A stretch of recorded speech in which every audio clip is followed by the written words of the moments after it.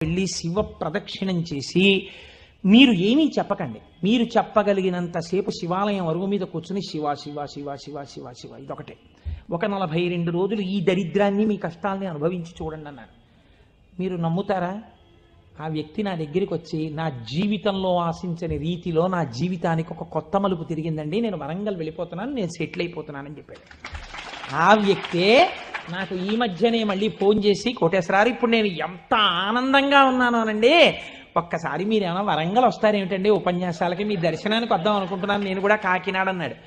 అయ్యా మీరు ఎప్పుడైనా కాకినాడ ఇప్పుడు అక్కర్లేదు, ఎప్పుడో తర్వాత వద్దరు కానీ నేను వరంగల్ ఇప్పుడు మాత్రం రావట్లేదు, నేను వరంగల్ వస్తే చెప్తాను, అప్పుడు మీరు నా దగ్గరికి వద్దురు కానీ తప్పకుండా దర్శనానికి అన్నాడు.